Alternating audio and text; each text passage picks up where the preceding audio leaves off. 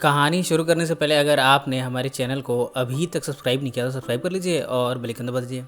अगर ये वीडियो पसंद आए तो लाइक का बटन दबाना ना भूलें। इस फिल्म की शुरुआत होती है एक शिप से। दो बच्चे बैठे इस शिप में शिप के किनारे पर बैठे हैं। इनमें 9 साल का रिचर्ड है जबकि 7 साल की एमिलिन है। दोनों भाई बहन हैं। इतने में आर्थर आता है। वो इन्हें डांटता है शिप के किनारे पर बैठने के लिए। ये शिप सैन फ्रांसिस्को जा रही है। आर्थर तो ये चाहता है कि इन दोनों बच्चों को किसी भी तरह सही सलामत सैन फ्रांसिस्को पहुंचा दिया जाए। यहाँ इनकी बातों से हमें पता चलता है कि रिचर्ड और एमिलिन के पेरेंट्स की डेथ हो गई है। बच्चे आर्थर से पूछते हैं, हमें अपने पेरेंट्स से मिलने का मौका कब मिलेगा? आर्थर कहता है, जब तुम अपनी इस लाइफ की यात्रा समाप्त कर लोगे तब अपने पेरेंट्स के पास पहुँच जाओगे। बच्चे इस बात पर कन्विंस हो गए हैं कि कभी ना कभी तो अपने पेरेंट्स से मिल ही लेंगे। यहाँ ये कुछ शार्क्स को देखते हैं। रिचर्ड थोड़ी देर में अंदर जाता है। यहाँ उसे कुछ नग्न अवस्था में तस्वीरें मिली हैं। एमिलिन भी आकर इन तस्वीरों को देखती है। जो शख्स इस कैबिन में रहता है वो आकर रिचर्ड को मारना शुरू करता है। वो कहता है, तुमने मेरी प्राइवेट तस्वीरों को हाथ कैसे लगाया? इस शख्स का नाम पैडी है। इतने में यहाँ आग लग गई है। लोगों में अफरा तफरी मची है। सभी यहाँ से इधर उधर भाग रहे हैं, कुछ आपस में लड़ रहे हैं। रिचर्ड और एमिलिन को पैडी लेके नाव में निकला है जबकि बाकी लोग शिप में पानी में कूद रहे हैं। ये नज़ारा कुछ टाइटैनिक डूबने जैसा है। अंत में सिर्फ तीनों ही बचे हैं। इन बच्चों के फादर आर्थर भी मारे गए। पैडी इन दोनों के साथ इस उधेड़बुन में है कि अब इनका क्या होगा। तभी यहाँ से काफ़ी दूर पहुँचने पर इन्हें एक आइलैंड दिखा है। पैडी इन दोनों बच्चों को लिए आइलैंड पर उतरता है।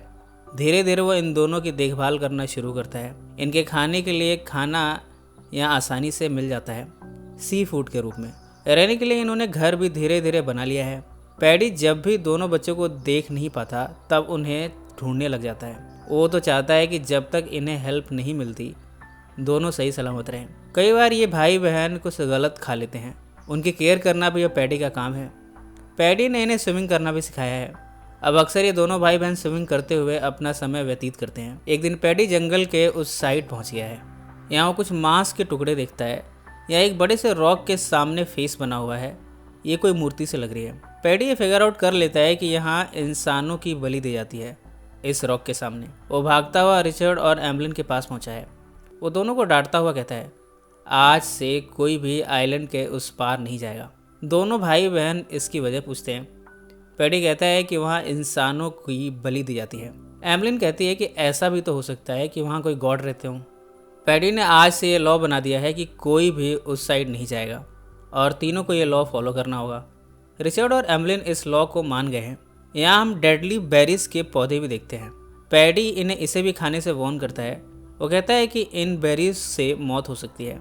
पीने के लिए इन्हें रम की टेस्ट वाला एक पौधा मिल गया है जिससे वो जूस निकलता है जो कि रम का टेस्ट देता है।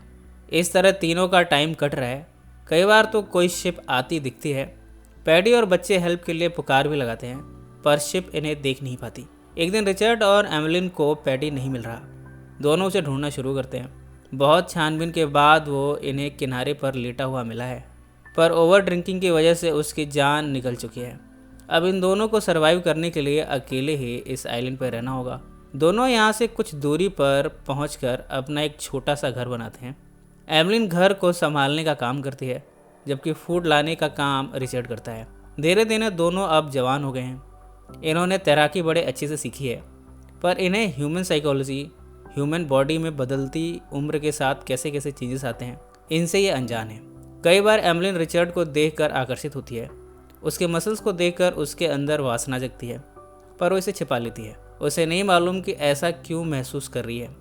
एक बार रिचर्ड उससे पूछता है कि वो उसके मसल्स को क्यों देखती रहती है। एमिलिन कहती है कि उसे नहीं मालूम कि वैसा क्यों करती है। वो कहती है, तुम्हारे मसल्स को देखकर मेरे अंदर कुछ अलग सा महसूस होता है। कुछ दिनों के बाद एमिलिन के पीरियड्स चल रहे हैं। उसे जब अपने प्राइवेट पार्ट्स में ब्लीडिंग होते दिखता है तब वो नहीं जानती कि ये सब क्यों हो रहा है। रिचर्ड इस बारे में उससे पूछता है। एमिलिन इस बारे में रिचर्ड से कुछ नहीं बता पाती। रिचर्ड एमिलिन के स्तन को देखता है। वो नोटिस करता है कि एमिलिन के स्तन उसके स्तन से बड़े हैं। उसे ये बात भी बड़ी अजीब लग रही है। वो एमिलिन से इस बारे में भी पूछता है। एमिलिन इस बारे में कुछ भी नहीं बताना चाहती। रिचर्ड उस पर गुस्सा होता है। वो कहता है, तुम अब बदलने लगी हो। तुम मुझसे सीक्रेट रखने लगी हो। रिचर्ड ने यह मान लिया है कि एमलिन को जो ब्लीडिंग होती है वो किसी जख्म की वजह से है। कुछ दिनों में रिचर्ड भी अपने आप को एमलिन के प्रति आकर्षित महसूस करता है। वो इस बारे में एमलिन से कुछ नहीं कहता। एक बार दोनों बातों बातों में एक दूसरे को किस कर बैठते हैं। एमलिन ने एक दिन वो लॉ ब्रेक कर दिया है जिसे पैडी ने बनाया था। इन्हें आइलैंड के उस पार नहीं जाना था, पर एमलिन वहाँ जाकर उस स्टैचू के सामने पहुँची है। वो इसे बैठ कर निहारती है, तभी उसे उस रॉक से ब्लीडिंग होती दिखती है। एमलिन यहाँ से भागते हुए रिचर्ड के पास पहुँची है। वो बताती है कि वो स्टैचू एक गॉड है। वो इस बात का दावा करती है कि उसने खुद अपनी आंखों से देखा है। वो रिचर्ड को भी वहाँ चलने की रिक्वेस्ट करती है। वो चाहती है कि दोनों को वहाँ जाकर प्रे करना चाहिए, शायद इन्हें कोई हेल्प मिल जाए। रिचर्ड पैडी के बनाए लॉ को नहीं तोड़ना चाहता। इस बात पर दोनों आर्गुमेंट करते हैं।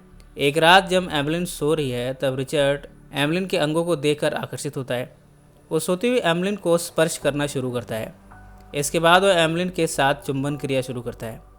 एमलिन की नींद खुल जाती है और रिचर्ड को अपने से दूर करते हुए डांटती है। बाद में रिचर्ड छिप कर हस्तमैथुन करता है। पिछले कई सालों में अब जाकर एक शिप आई है। एमलिन सिगलेंट फायर को जला नहीं पाई। इस तरह शिप बिना इन्हें नोटिस किए ही चली गई। इस बात के लिए रिचर्ड एमलिन को कन्फ्रंट करता है। एमलिन कहती है, अब ये आइलैंड ही हमारा घर है, हमें अब यहीं रहना होगा। रिचर्ड एमली से एग्री नहीं है। इस पर एमलिन कहती है, मुझे तुम्हारे हस्तमैथुन के बारे में पता है। इन दोनों को लगता है कि फादर आर्थर अभी भी जिंदा है। एमलिन धमकाते हुए रिचर्ड से कहती है, मैं तुम्हारे हस्तमैथुन के बारे में फादर आर्थर से ज़रूर बताऊंगी। इस बात पर दोनों लड़ पड़े हैं। एमलिन रिचर्ड के ऊपर नारियल फेंकती है। रिचर्ड के हेड में चोट लगती है। इसके बाद रिचर्ड ने एमलिन को घर से निकाल दिया है। वो कहते हैं कि ये घर मेरा है। एमलिन कहती है, इसे बनाने में मैंने भी सहयोग दिया है, इस तरह ये घर मेरा भी है। पर रिचर्ड ने उसके सामान को फेंक दिया है। इस तरह आज की रात एमलिन को बिना घर के ही खुले में बितानी पड़ी है। एमलिन गलती से जहरीले स्टोनफिश पर अपना पाँव रख देती है। रिचर्ड इसे देखकर दौड़ा हुआ उसके पास आया है। रिचर्ड अपने किए की माफ़ी मांगता है। एमलिन अब धीरे धीरे कमज़ोर पड़ती जा रही है, शायद वो मरने वाली है। और रिचर्ड से रिक्वेस्ट करती है कि वो उसे गॉड के पास ले जाए। रिचर्ड कहता है कि ये तो लॉ ब्रेक करना होगा, पर वो एमलिन की हालत को देखकर उसे उस स्टैचू के पास लाया है। यहाँ एमलिन के ठीक होने के लिए प्रेयर करता है। कुछ घंटों के बाद एमलिन ठीक हो गई है। रिचर्ड उसे कन्फेस करता हुआ कहता है कि उसे डर लग गया था कि कहीं वह एमलिन को खो ही ना दे। दोनों यहाँ एक दूसरे को किस करते हैं। एमलिन अब वॉक करने में सक्षम है। दोनों नग्न अवस्था में साथ में स्विमिंग करते हैं। तैरते हुए किनारे पर पहुँचे हैं। दोनों जब नग्न अवस्था में हैं तब दोनों के अंदर एक दूसरे के प्रति वासना जागृत होती है। इसके बाद दोनों यहाँ संभोग की प्रक्रिया को डिस्कवर करते हैं। इस संभोग प्रक्रिया के बाद दोनों को काफ़ी अच्छा महसूस हुआ है। दोनों के लिए एक नए एहसास जैसा है। अब जब दोनों को ये अच्छा लगने लगा है, दोनों हर रोज़ आपस में जिस्मानी संबंध बनाते हैं। अब तो इन्हें अपने सारे कामों में एक दूसरे के साथ संभोग करना सबसे अच्छा लगता है। इस तरह दोनों अब लवर्स बन चुके हैं। कुछ महीनों के बाद एमलिन के स्टमक में चेंजेस आने शुरू हुए हैं। बेली का साइज़ बढ़ने लगा है। दोनों को समझ नहीं आ रहा कि ऐसा क्यों हो रहा है। कुछ दिनों के बाद एमलिन अपने बेली में कुछ मूवमेंट सा महसूस करती है। रिचर्ड भी इसे चेक करता है। दोनों को समझ नहीं आ रहा कि भला एमलिन के पेट में कोई मूव कैसे कर सकता है। दोनों को यही लग रहा है कि शायद एमलिन का स्टमक अपने आप ही मूव कर रहा है। अगली रात को रिचर्ड एमलिन से फिर से संभोग करना चाहता है। एमलिन इसे इनकार करती है। रिचर्ड इसकी वजह पूछता है। उस पर आरोप लगाते हुए कहता है, अब तो मुझे पसंद नहीं करती। एमलिन कहती है, मुझे नहीं मालूम कि मैं ऐसा क्यों कर रही हूँ, पर मुझे अब संभोग करने में काफ़ी पेन होता है। मुझे इसकी वजह नहीं मालूम। इन सब बातों में कई महीने बीत चुके हैं। घर में रिचर्ड अकेला है। वो एमलिन को ढूंढना शुरू करता है, पर वो उसे नहीं मिलती। रिचर्ड को उस पार से कुछ आवाज़ें सुनाई दे रही हैं। वो दौड़ता हुआ वहाँ जाता है। वो यहाँ कुछ आदिवासियों को देखता है। ये कोई रिचुअल परफॉर्म कर रहे हैं। इसे एक सेरेमनी के तौर पर मनाया जा रहा है। इसके साथ ही किसी की बॉडी को सेक्रीफाइस कर रहे हैं। रिचर्ड ये सब देखकर डर गया है। उसे एमलिन की चिंता होती है। वो जंगल में एमलिन को ढूंढना फिर से शुरू करता है। एमलिन उसे एक पेड़ के नीचे मिली है। इस समय वो काफ़ी तकलीफ में है। दोनों को समझ नहीं आ रहा कि आखिर एमलिन के साथ हो क्या रहा है। अचानक से एमलिन एक बच्चे को जन्म देती है।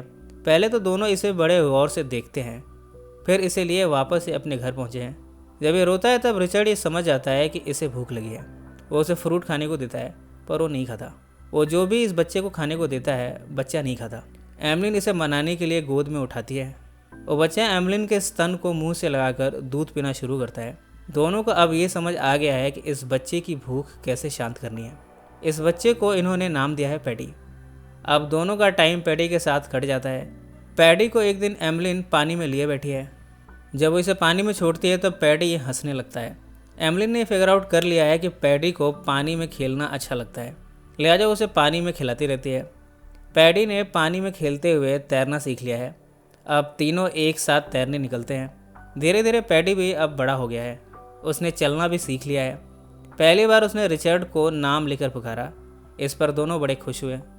एक दिन ये सभी मिट्टी में खेल रहे हैं, एक दूसरे की बॉडी पर मड को लगाए जा रहे हैं। इतने में हमें फादर आर्थर को शिप पर दिखाया जाता है। वो इन दोनों को ढूंढते हुए यहाँ पहुँचा है।